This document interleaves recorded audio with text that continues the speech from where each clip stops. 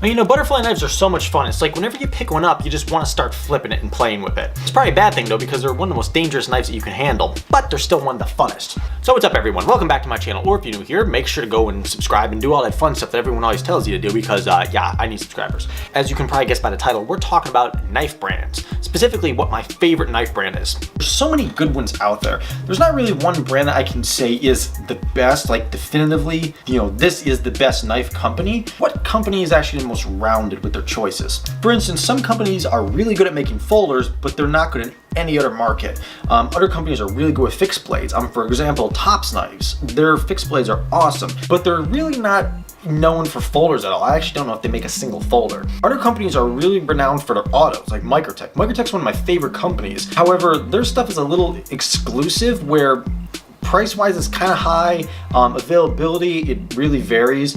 It just goes by when they're producing certain knives. You know, they might be into manual folders one month. Next month they're into double action OTFs, and they're into single action OTFs. I just feel like that a company that's more rounded, that has a bunch of different options available all the time, and they're really not difficult to acquire. And after doing a lot of thinking, and by a lot of thinking I mean like since 2 p.m. today, 3 hours ago. Okay, I'm more like 4.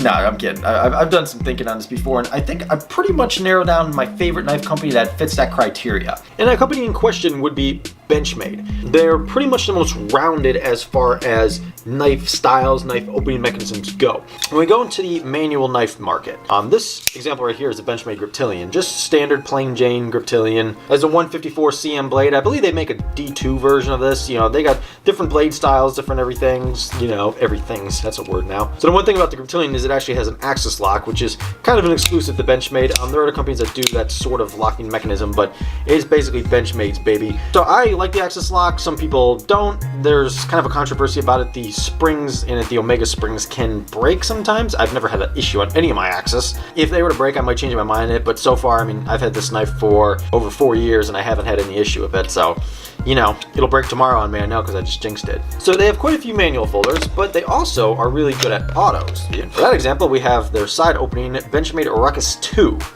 This thing fires like crazy. This is the hardest firing knife that I actually own. So automatic, this is more geared towards their tactical market. Left or right hand carry, tip up only. And one thing about Benchmade is that all their knives, they have this organic look to them, yet high-tech look, and that's something that a lot of companies struggle to get, I feel. They tend to fall kind of more towards the tactical spectrum of knives, but that might just be me. While we're on the topic of autos, one thing that most companies don't do, they just flat out don't do, is make dual action OTFs. Benchmade is really good because they actually have one of the most popular OTFs of all time. That's a Benchmade Infidel, and I don't like using the word beast a lot because I feel like it's kind of overused and cliche, but that fits this knife. Double action, dual edge OTF, very, very smooth action. I mean, this is some of the nicest action on an OTF. Really easy to actuate. It's not the hardest firing OTF, but it's definitely the easiest to actuate, and it doesn't feel cheap in any way. Kind of expensive though. They're about $400. Most people would be like, well, why don't you just get a gun for that price? I mean, yeah, you can, but OTFs are cooler. And they're pretty readily available, and that's the thing, like I was saying, you have to be able to have your knife readily available, and it can't just be, oh yeah, we used to make this, but don't anymore. And one thing that they make really well is the balisong. And this is the Benchmade 51. Which you can't open on camera, but this is the guy I was playing with earlier. This is my primary EDC knife now. I love this thing. I love it. I love it. I love it.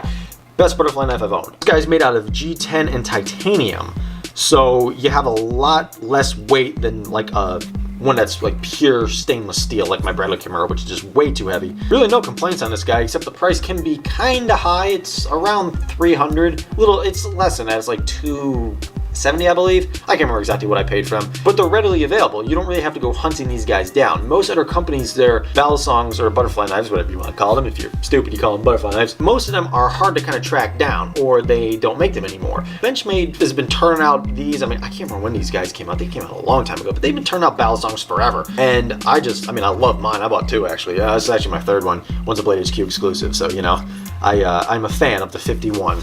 As you can see, Benchmade has a really diverse knife line, from manual folders to side opening automatics to double action OTFs to balisongs, and they do even have a fixed blade line, which I currently don't own any of their fixed blades, so I can't show them off, but they do make a decent amount of them. Now, if you're like me, I just buy from all sorts of different companies, you know. I'll buy Microtech, Benchmade, Spyderco, Cold Steel. I mean, all of them. I mean, all the companies are good. I just like Benchmade's diversity